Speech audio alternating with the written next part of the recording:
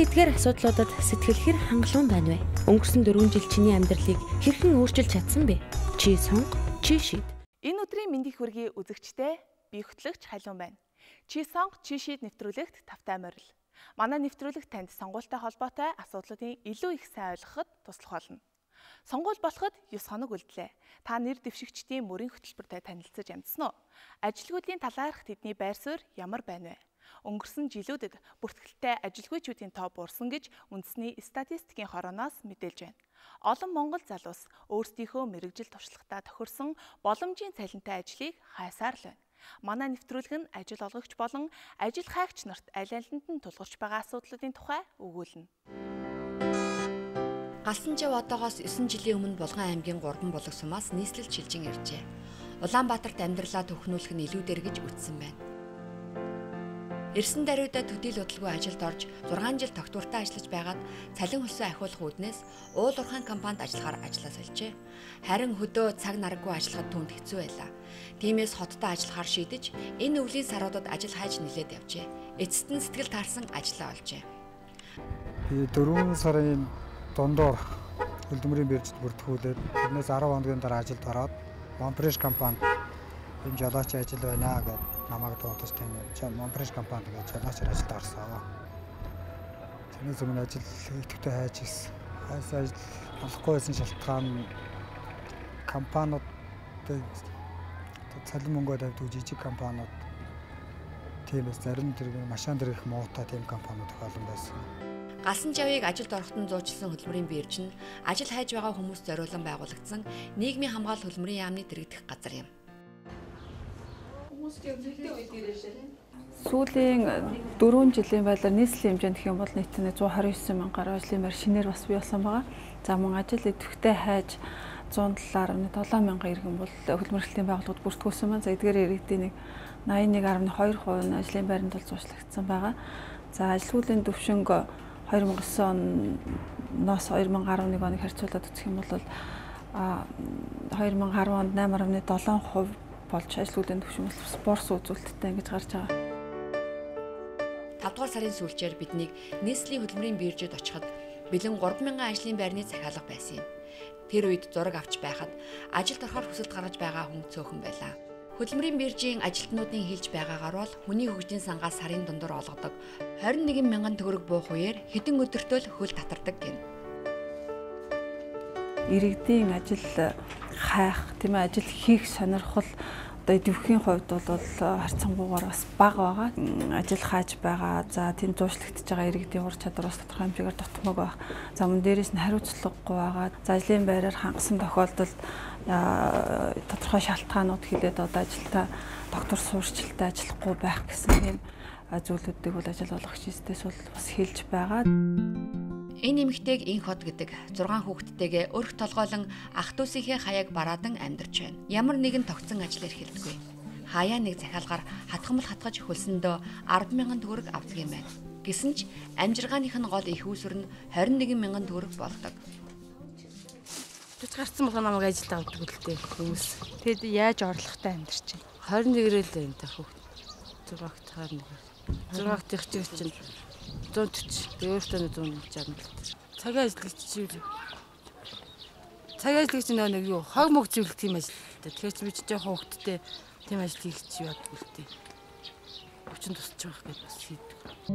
Өнгөрсөн 4 жилд Монгол Улсын засгийн газар ажилгүйдэл ядуурлыг бууруулахын тулд шат дараатай бодлогод хэрэгжүүлснээр өнөөдөр ажилгүйдлийн түвшин энэ онд 8% болон буурчээ. Харин ажиллах хүчний эрэлт нэмэгцээр байна гэж албаныхан болоод ажил олгогчид үздэсгэж байгаа юм. Ажиллах ус угаасаа маш дутагдмал байдаг. Тэгэхээр одоо хүмүүсийг ажил хийгээд өгөөж ихэр манай одоо нийт залуучууд одоо бидний хүмүүс ямар ч ажлыг сонирхолгүй болцсон. Одоо сонирхол нь бууцсан. Цалин мөнгө нь хангалттай байгаа юм. Ямар ч хийхсэн мөрөөдөлтэй юм байхгүй.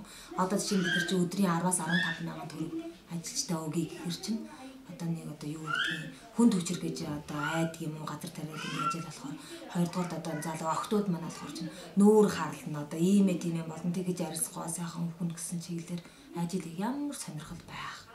Одоо нийгэм харах ч одоо энэ тусламж үзүүлж ин хүмүүс бэлэн одоо энэ жишээнд ирэхэд нь 21 мянган төгрөг гэж хүмүүсийг аягүй хөөгшүүлж байгаа байхгүй юу?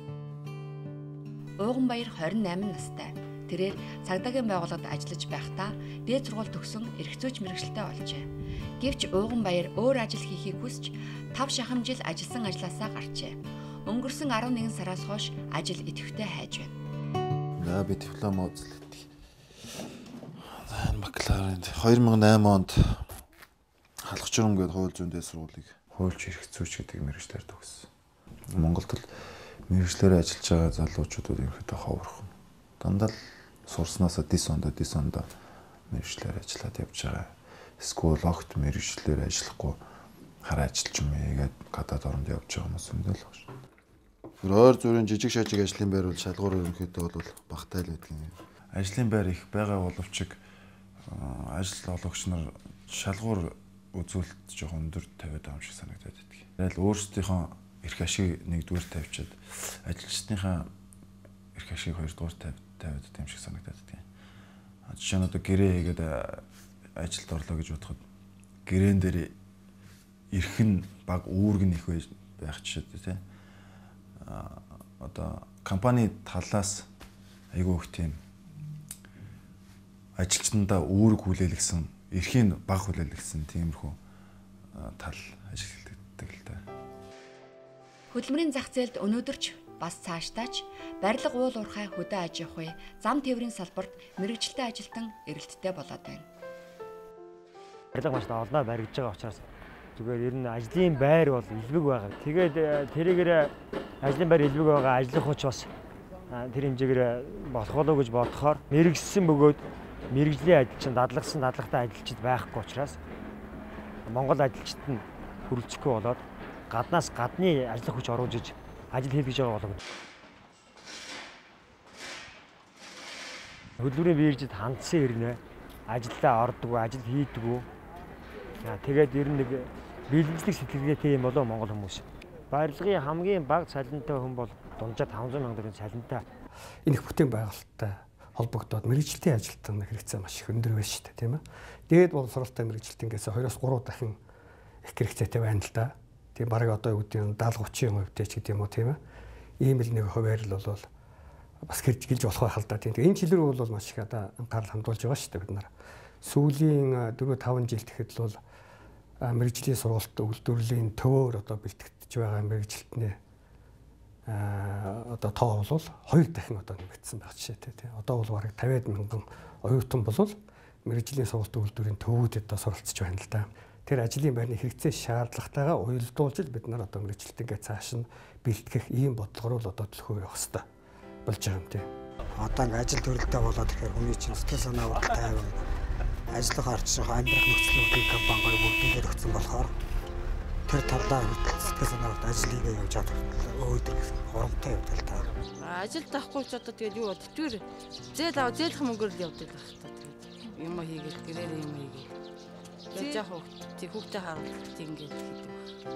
Нийгмийн хөдөлмөр хамгааллын яамны мэдээгээр энэ оны 4 сарын байдлаар бүртгэлтэй ажилгүйчүүдийн тоо 50,000 гаруй болжээ. Тэдгээрийн 3/2 нь хөдөө орон нутгийн иргэд байна. Мэргэжилтнүүдийн үзэж байгаагаар бүртгэлгүй ажилгүйчүүдийн статистик тоо мэдээ тогтмол гарах боломжгүй. Энх хот шиг бүртгэлгүй ажилгүйчүүдийн тоо зөвхөн 10 жил тутамд явагддаг хүн амын тооллогоор л гардаг.